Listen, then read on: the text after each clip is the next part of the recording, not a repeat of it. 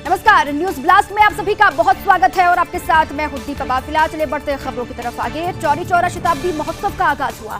प्रधानमंत्री मोदी ने डाक टिकट जारी किया, ये बड़ी महत्वपूर्ण खबर है। चौरी चौरा शताब्दी महोत्सव का आगाज और प्रधानमंत्री मोदी ने डाक टिकट जारी किया। कहा, चौरी चौरा में शहीद वीरों को नमन पूरा देश आज कर रहा है। चौरी चौरा का संदेश बहुत बड़ा था और आजादी संग्राम को नई दिशा मिली। इस कांड के बाद से आग जन जन के मन में लगी थी और साथ ही साथ एक डाक टिकट भी प्रधानमंत्री मोदी ने जारी किया। तमाम बड़ी बातें भी की और उन्होंने कहा कि आज सभी को देश नमन कर रहा है, याद कर रहा है और वीर शहीदों को नमन हमारी तरफ से भी। और चौरी चौरा का संदेश बहुत बड़ा भी था, बहुत गहरा भी था और वो संदेश आज भी लोगों के भीतर है और लोग आज भी उन वीर शहीदों को याद किया करते हैं। इस खास मौके पर यूपी सरकार की शताब्दी महोत्सव मना रही है और आज 98 साल पूरे हो चुके हैं चौरी चौरा कांड को लेकर और इसीलिए 11 बजे का वक्त था जब प्रधानमंत्री मोदी एक डाक टिकट जारी करेंगे। ये खबर सुबह से ही चल रही थी और जैसे ही वो सामने आए उन्होंने क्या बड़ी बातें कही, वो बड़ी बातें आपके सामने है। चौरी चौरा शताब्दी महोत्सव का आगाज हुआ और पीएम ने ये भी कहा कि आग जन जन के मन में लगी थी और आज भी जब 98 साल पूरे हो चुके हैं तो देश उन सभी शहीद वीरों को याद कर रहा है, उनको नमन कर रहा है। उन्होंने सर्वोच्च बलिदान दिया। चौरी चौरा का संदेश पूरे हिंदुस्तान के साथ ही विश्व भर में भी गया और आज भी हर हिंदुस्तानी वीर शहीदों को याद करके भावुक हो जाते हैं। वो क्षण भले ही उस वक्त में देशवासी तमाम उसके साक्षी ना बने हो, लेकिन इस दर्द को, उस पीड़ा को आज भी हर देश का नागरिक महसूस करता है और इसलिए आज का दिन बेहद महत्वपूर्ण है। उनको याद करने के लिए, उनको नमन करने के लिए इसलिए एक डाक टिकट भी आज जारी किया गया।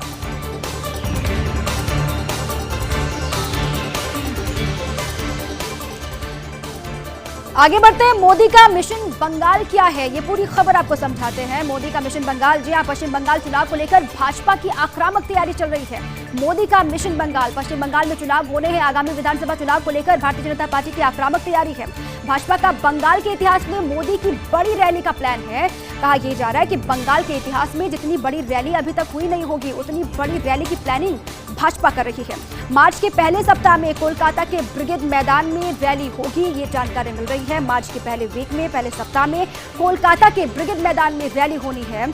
मोदी की सभा में 15 लाख लोगों की भीड़ जुटाने का लक्ष्य रखा गया है और ये जिम्मा पश्चिम बंगाल के जो स्थानीय बीजेपी के नेता है सभी को सौंप दिया गया। जिम्मेदारी इनको दे दी गई है कि जो भीड़ जुटनी है मोदी की सभा में, उस भीड़ को जुटाने का लक्ष्य आप सभी का है, उस टारगेट को पूरा करना है और वो टारगेट है 15 लाख लोगों की भीड़ जुटाने का। हालांकि फिलहाल रैली की तारीख को लेकर फैसला होना बाकी है, लेकिन अभी खबर ये भी आ रही है कि जो फाइनल डेट होगी, जो तारीख होगी रैली को लेकर, उसकी आखिरी जो तिथि है वो घोषित होनी बाकी है, जो तारीख है वो फाइनलाइज होना बाकी है। इस संबंध में अंतिम फैसला प्रधानमंत्री मोदी ही लेंगे। इस संबंध में रैली कब होगी, कौन सी वो तारीख होगी, इसको लेकर जो आखिरी फैसला होगा वो खुद प्रधानमंत्री मोदी लेंगे। हालांकि पीएम मोदी इससे पहले 7 फरवरी को जाएंगे हल्दिया। ये भी जानकारी मिल रही है कि इससे पहले हल्दिया भी 7 फरवरी को पीएम जाने वाले हैं। पेट्रोलियम मंत्रालय के कार्यक्रम में हिस्सा लेंगे 7 फरवरी को हल्दिया में प्रधानमंत्री मोदी। लेकिन किस तरीके से तैयारियां की जा रही है अलग अलग पार्टियों के द्वारा, आप समझिए। खुद भारतीय जनता पार्टी इस बार पश्चिम बंगाल में बड़ा परिवर्तन का दावा कर रही है।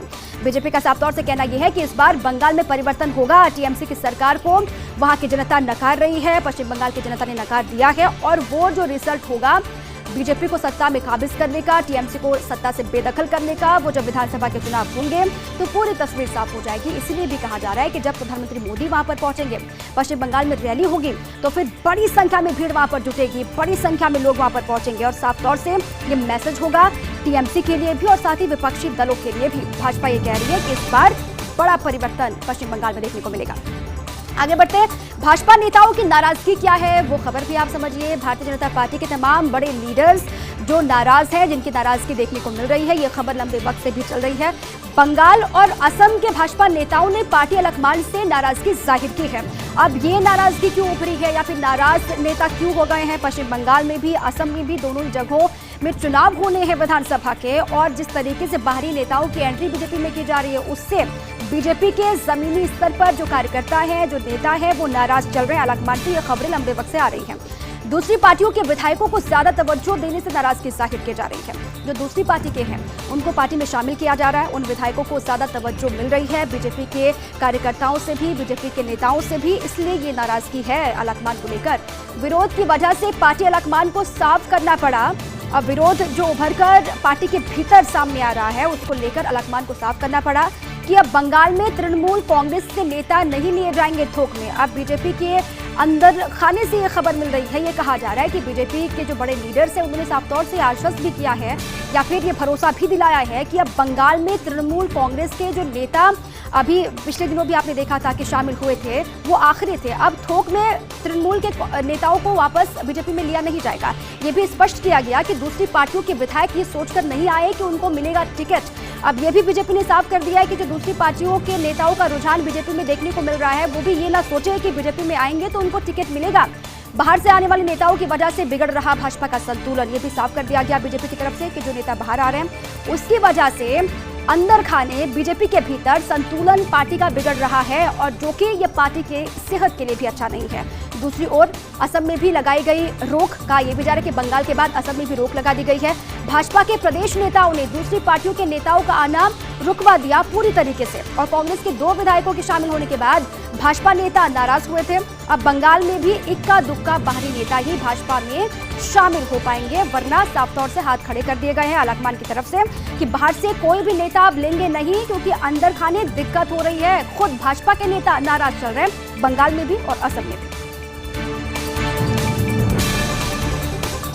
भाजपा के मुख्यमंत्रियों को बदलने की चर्चा भी जोर शोर से चल रही है। भारतीय जनता पार्टी के वो कौन कौन से मुख्यमंत्री हैं या फिर कौन कौन से सूबे के मुखिया हैं जिनको बदला जा सकता है, इस चर्चाएं चल रही हैं, लेकिन पार्टी नेतृत्व चाहकर भी नहीं कर पा रहा बदलाव। कहा यह भी जा रहा है कि मुख्यमंत्रियों को बदलने की चर्चा तो है लेकिन पार्टी नेतृत्व चाहकर भी कोई बदलाव नहीं कर पा रहा। कर्नाटक में मुख्यमंत्री बदलने की चर्चा चल रही कई महीनों से। कर्नाटक से भी खबरें लंबे वक्त से आ रही है कि मुख्यमंत्री को बदला जा सकता है, चर्चाएं चल रही हैं सियासी गलियारों में, लेकिन अंतिम रूप दिया नहीं जा रहा। लिंगायत समुदाय के सर्वमान्य नेता के तौर पर येदियुरप्पा को साइडलाइन करना मुश्किल है। लिंगायत समुदाय के सर्वमान्य नेता माने जाते हैं येदियुरप्पा, जिनको साइडलाइन बीजेपी नहीं कर पा रही है, बेहद मुश्किल भी है। उसी तरह उत्तराखंड में सीएम फेस बदलने जाने की चर्चा लंबे वक्त से चल रही है। उत्तराखंड में भी कहा जा रहा है कि सीएम को बदलने की चर्चाएं चल रही हैं। नाराज हैं कार्यकर्ता है भारतीय जनता पार्टी के वहां पर भी, और आम लोगों की नाराजगी भी पिछले दिनों कई बार उभर कर सामने आई है।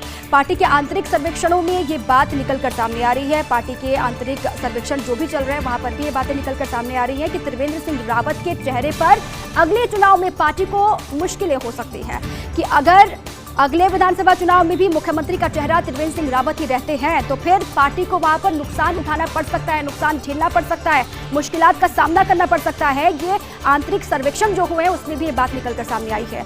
और साथ ही त्रिपुरा के मुख्यमंत्री के खिलाफ भी पार्टी विधायकों ने खोला है मोर्चा। त्रिपुरा के जो मुखिया हैं, जो मुख्यमंत्री हैं, उनके खिलाफ भी पार्टी विधायकों ने मोर्चा खोला है। और पिछले दिनों मुख्यमंत्री बिप्लब देब ने दिल्ली में कई बड़े नेताओं से मुलाकात की थी। पिछले दिनों दिल्ली में भी बिप्लब देब की मुलाकात हुई थी पार्टी के सीनियर लीडर्स के साथ। और दूसरी ओर गोवा में प्रमोद सावंत के चेहरे पर चुनाव लड़ने का ऐलान किया गया। अब भाजपा ने दूसरी ओर गोवा में प्रमोद सावंत को ही एक बार फिर से मुख्यमंत्री का चेहरा बनाने की बात कही है। ऐलान कर दिया गया कि अगर चुनाव होंगे तो चेहरा वहां पर सीएम के पद का सिर्फ और सिर्फ प्रमोद सावंत ही होंगे। लेकिन त्रिपुरा को लेकर क्या होगा, उत्तराखंड को लेकर क्या होगा, कर्नाटक को लेकर क्या होगा, इसको लेकर अभी अंतिम फैसला लिया जाना बेहद मुश्किल है। उत्तराखंड में सीएम त्रिवेंद्र सिंह रावत को लेकर भी कहा जा रहा है कि अगर पार्टी आने वाले विधानसभा चुनाव में ही मुख्यमंत्री पद का चेहरा त्रिवेंद्र सिंह रावत को ही बनाती है तो फिर जमीनी स्तर पर भी पार्टी को नुकसान उठाना पड़ सकता है। त्रिपुरा में भी यही बात निकलकर सामने आ रही थी, कर्नाटक में भी यही बात निकलकर सामने आ रही थी। लेकिन कर्नाटक में बहुत मुश्किल बीजेपी के लिए है येदियुरप्पा को साइडलाइन करना। डर ये भी है कि अगर येदियुरप्पा को साइडलाइन कर दिया गया, किनारे कर दिया गया, तो फिर इसका खामियाजा बड़े स्तर पर पार्टी को ना उठाना पड़े, इससे भी डर रही है बीजेपी। और इसीलिए कहा जा रहा है कि हर कदम जो भी उठाया जाएगा बीजेपी की तरफ से वो फूंक फूंक कर ही उठाया जाएगा। फैसले लेने में भाजपा की हिचकिचाहट, जी हाँ, ये भी बड़ी जानकारी है। फैसले लेने में भारतीय जनता पार्टी की हिचकिचाहट क्या है वो पूरी खबर भी आप समझिए। कोई एक फैसला निर्णायक तौर पर लिया क्यों नहीं जा रहा, कोई कदम क्यों नहीं उठाया जा रहा है, इसको लेकर क्या हिचकिचाहट है वो आप समझिए। 2014 के बाद से भाजपा करती थी तुरंत फैसले, 2014 के बाद से लगातार भाजपा में तुरंत फैसले होते थे, लेकिन हाल फिलहाल में भाजपा ने नहीं दिखाई ऐसी फुर्ती। जो फुर्ती 2014 के बाद से एक बार देखने को मिली थी, वो फुर्ती बीजेपी के अंदर दिखाई नहीं दे रही है। इसकी वजह क्या है? कई मामलों में फैसले नहीं होने से उठ रहे सवाल, कई मसले ऐसे जिन पर लंबे वक्त से फैसले नहीं हो पा रहे हैं, जिसको लेकर सवाल भी खड़े किए जा रहे हैं। अलकमान को लेकर भी यूपी में कैबिनेट विस्तार की चर्चा लंबे वक्त से हो रही है, कई महीनों से चर्चाएं चल रही है कि यूपी में कैबिनेट का विस्तार हो सकता है, लेकिन चर्चा मात्र है। अभी तक कोई निर्णायक फैसला नहीं लिया गया, कोई ठोस कदम नहीं उठाया गया। इसी तरह बिहार में भी नहीं हो रहा मंत्रिमंडल विस्तार। जिस तरीके से यूपी में कैबिनेट विस्तार नहीं हुआ, उस तरीके से बिहार को भी जोड़कर देखा जा रहा है। कहा जा रहा है कि बिहार में भी मंत्रिमंडल विस्तार को लेकर कोई आखिरी फैसला नहीं हुआ। बिहार में 3 महीने बीतने के बावजूद सिर्फ 14 मंत्रियों से चल रही है सरकार। बिहार में 3 महीनों का वक्त गुजर चुका है, लेकिन सिर्फ 14 मंत्रियों से सरकार चल रही है, जबकि बिहार में बनाए जा सकते हैं कुल 37 मंत्री। उधर कर्नाटक में येदियुरप्पा ने मंत्रिमंडल का विस्तार किया अपने दम पर, लेकिन 10 दिन के भीतर 3 बार मंत्रियों के बदलने पड़े विभाग। झारखंड में भी भाजपा के नेता बाबूलाल मरांडी को नेता मानने को नहीं हो रहे तैयार। अब इसको लेकर भाजपा किस तरीके से निपटती है, या फिर जो फुर्ती पहले बीजेपी के अंदर खाली दिखाई दे रही थी, अलकमान के स्तर पर जो फैसले लिए जाते थे या फिर जो परिवर्तन किए जाते थे, आखिर उन परिवर्तनों में विराम कैसे लग गया? वो परिवर्तन उतनी तेजी के साथ लिए क्यों नहीं जा रहे? वो बदलाव पार्टी स्तर पर दिखाई क्यों नहीं दे रहे हैं?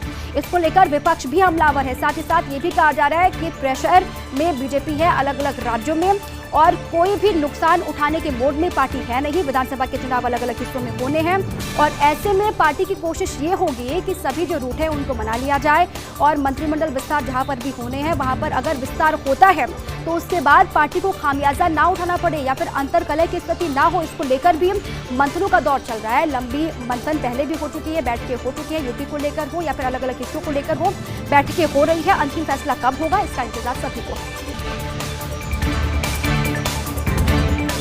स्वामी के नाम की राजनीति, जी हाँ, स्वामी के नाम की राजनीति लंबे वक्त से हो रही है। सुब्रमण्यम स्वामी माने जाते भाजपा के ऊपरी नेताओं में शुमार। स्वामी के नाम की राजनीति क्यों हो रही है, किस तरीके से हो रही है, पूरी खबर आप समझिए। सुब्रमण्यम स्वामी माने जाते हैं भाजपा के ऊपरी नेताओं में। गत दिनों उमा भारती ने भी स्वामी को अपना हीरो बताया था, आपको याद होगा, ट्वीट भी किया था। उमा भारती ने खुद बताया था कि स्वामी को वो हीरो मानते हैं, और लिखा था कि स्वामी जिसके हकदार हैं वो उनको हक कभी मिला ही नहीं। उमा भारती ने भी ये बातें कही थी। उन्होंने कहा था कि स्वामी जी, सुब्रमण्यम स्वामी का जिक्र करते हुए कहा कि स्वामी जिसके हकदार हैं वो हक उनको कभी दिया नहीं गया। कलयुग में कौवे खीर खा रहे हैं और हंस दाना चुग रहे हैं। अब ये जो कहा गया या फिर इन बातों का जिक्र जो किया गया है वो किस ओर इशारा करते हैं वो भी समझना होगा। कलयुग में कौवे खीर खा रहे हैं, हंस दाना चुग रहे हैं। शायद इसी वजह से अलकमान को नाराज करने वाले बयान दे रहे हैं स्वामी, और इसलिए भी कहा जा रहा है कि अलकमान को नाराज देने वाले जो बयान पिछले दिनों उनके निकल कर सामने आए, उसी से भी जोड़कर देखा जा रहा है कि पार्टी में जो उनका कद है उस हिसाब से उनको पद नहीं मिल पा रहा।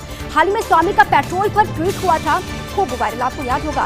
पेट्रोल के बढ़ते दामों को लेकर भी उन्होंने ट्वीट किया था। लगातार जिस तरीके से महंगाई बढ़ रही है, वैसे में विपक्ष हमलावर है, और विपक्ष को बहुत बड़ा मुद्दा मिला जब स्वामी ने ट्वीट किया। सुब्रमण्यम स्वामी का ट्वीट पेट्रोल को लेकर खूब वायरल भी हुआ, और कई कांग्रेस के नेताओं ने भी इस ट्वीट को लपक लिया, इसको रीट्वीट किया। स्वामी ने कृषि कानूनों के विरोध में चल रहे किसान आंदोलन को सुलझाने का भी सुझाव दिया था।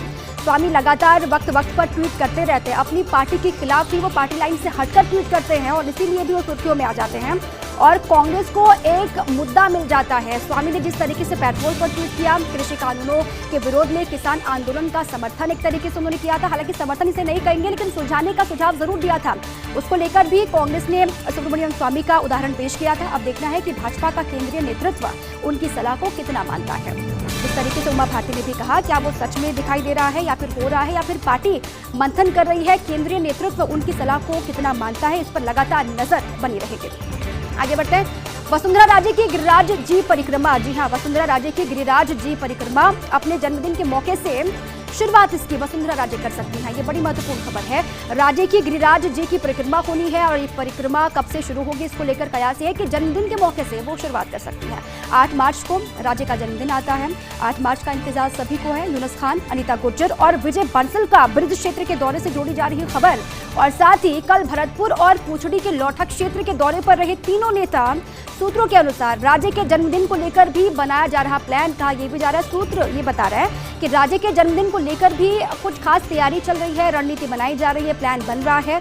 हालांकि विभिन्न मंदिरों के, अलग अलग मंदिरों के दर्शन का भी प्लान हो सकता है या फिर पहले से इसका प्लान चल रहा है। फिलहाल इंतजार है कि गिरिराज जी मंदिर के बाद राज्य के अन्य मंदिरों तक भी जाएंगे क्या राजे।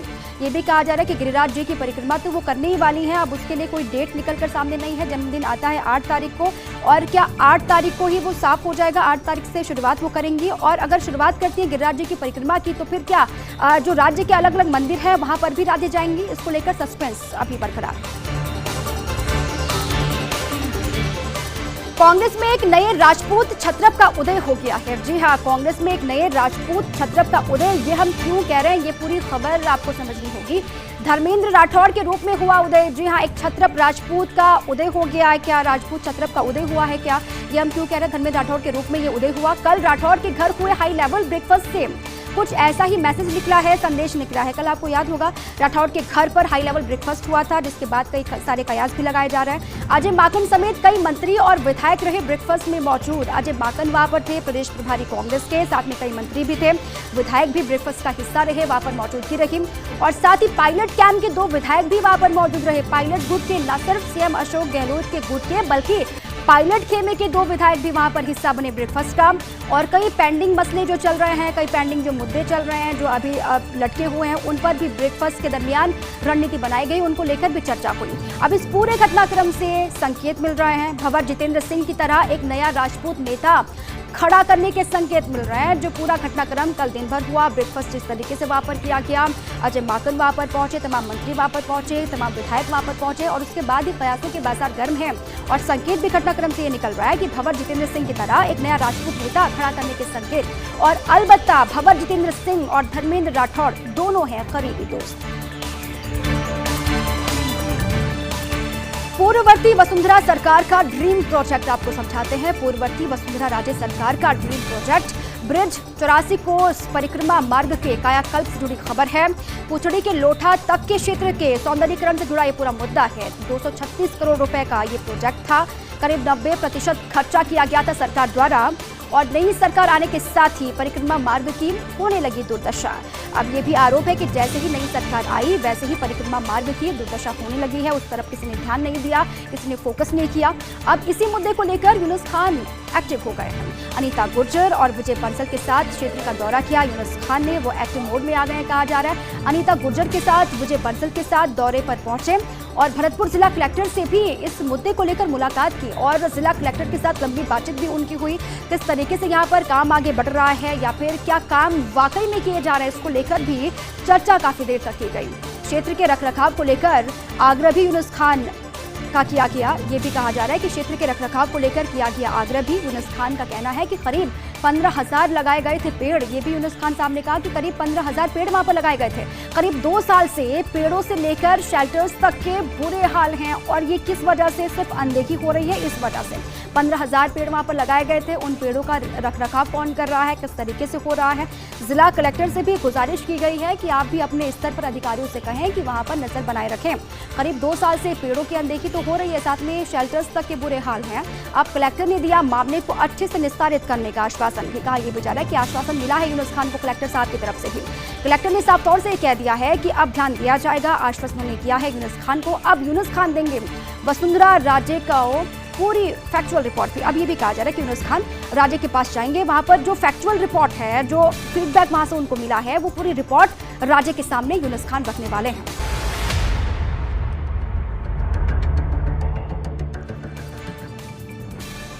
ब्रेक के बाद एक बार फिर से आप सभी का स्वागत है। चलिए एक बार फिर से आगे बढ़ते हैं खबरों की तरफ। हौसले, जज्बे और जोश हो तो उम्र मायने नहीं रखती है, ऐसा हम क्यों कह रहे हैं, खबर भी आपको समझाते हैं।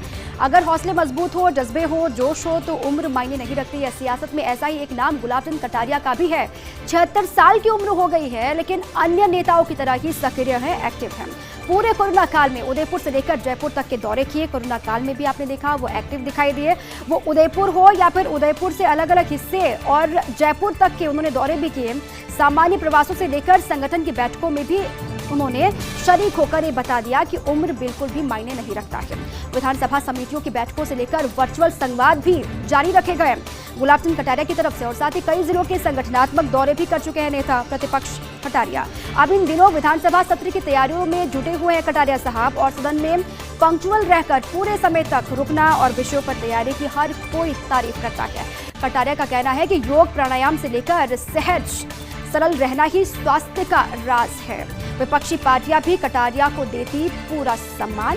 विपक्षी पार्टियां भी लगातार वक्त वक्त पर जो सम्मान का अधिकार वो रखते हैं, कटारिया साहब उसका पूरा ख्याल रखते हैं।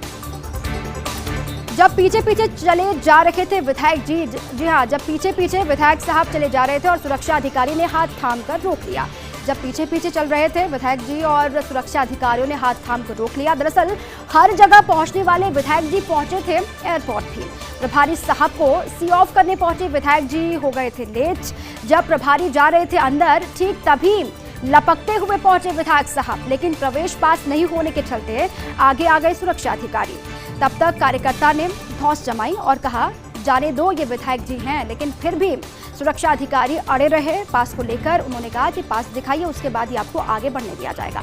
पास बनवाने वाले प्रोटोकॉल वाले पहले ही चले गए थे भीतर और फिर विधायक जी ने बटुए से निकाला आइडेंटिटी कार्ड और फिर कहा कि ये मेरा कार्ड है, अब मुझे अंदर जाने दीजिए। तब मनोहार पर सुरक्षा अधिकारी विधायक जी को लेकर अंदर पहुंचे, अंदर दाखिल हुए। पहली बार विधायक बने हैं ये महोदय। बागों में बहार नहीं है। जी हाँ, ये हम क्यों कह रहे हैं, ये खबर भी आपको समझाते हैं। बागों में बहार नहीं है। सचिवालय के लॉन अक्सर रहते थे गुलजार। लंच टाइम के बाद भी लॉन में सुस्ताते मिलते थे कर्मचारी, दिखते थे अक्सर, लेकिन लंबे वक्त तक गार्डन में बैठे रहने से नहीं होता वक्त पर राजकाज। और वहीं बाहर से आने वाले लोग भी सीट पर कर्मियों को नहीं पाकर परेशान होते थे। लेकिन अब अधिकतर गार्डन में रहती गार्डों की निगरानी, अब कहा जा रहा है कि अधिकतर जो पहले लापरवाहियां दिखाई देती थी, जो सुस्ती दिखाई देती थी, वो सुस्ती अब फिलहाल दिखाई नहीं दे रही है। अधिकतर गार्डन में गार्डों की निगरानी रहती है। ऐसे में लॉन्स में अब नहीं रहती इतनी चहल पहल। ये कहा जा रहा है कि जो चहल पहल, जो रौनक पहले लॉन्स में दिखाई देती थी, वो चहल पहल फिलहाल अब दिखाई नहीं दे रही है। जहाँ पर पहले कर्मी दिखाई देते थे, कर्मचारी बैठे हुए दिखाई देते थे, वो इलाका अब सुनसान रहता है और चहल पहल वहाँ पर नहीं होता। सिर्फ इस वजह से क्योंकि वहाँ पर अब गार्ड्स की निगरानी रहती है। गार्ड लगातार अपनी नज़र बनाए रहते हैं और पहले तमाम परेशानियां भी सामने आई। कहा यह भी जाता था कि जो कर्मचारी जो काम के लिए वहां पर हैं, वो अक्सर काम के बजाय सुस्ती के मोड में दिखाई देते हैं, आराम फरमाते हुए दिखाई देते हैं। अब ये बड़ी खबर है कि कहा जा रहा है कि अब बागों में जहां पर पहले रौनक, अब वहां पर सन्नाटा है, बाहर नहीं है। सिलेंडर में आग लग गई है, ऐसा हम क्यों कह रहे हैं, ये खबर आपको समझाते हैं। तेल कंपनियों ने आज से बढ़ाए घरेलू गैस के दाम। ये बड़ी जानकारी है, महत्वपूर्ण खबर है आपसे जुड़ी हुई, आपके सरोकार वाली।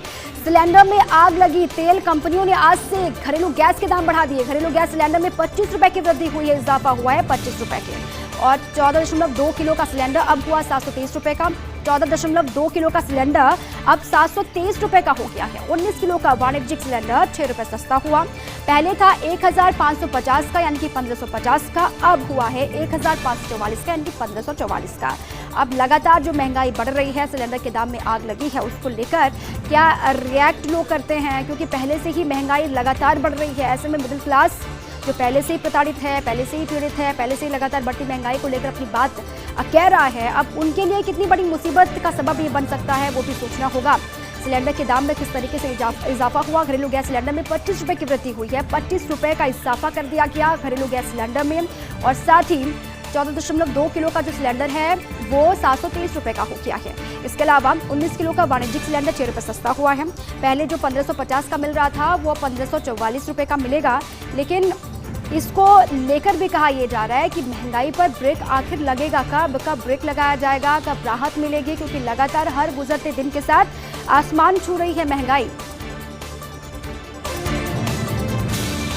25 साल बाद पूरी होगी यमुना से पानी की आस। जी हां, 25 साल के बाद, लंबे इंतजार के बाद पूरी होगी यमुना से पानी की आस। चूरू झुंझुनू सीकर लाया जाएगा यमुना का पानी। इसके लिए राज्य के जल संसाधन विभाग के अफसरों ने पक्ष रखा और दिल्ली में केंद्रीय जल आयोग के समक्ष मजबूती से अपना पक्ष रखा किया।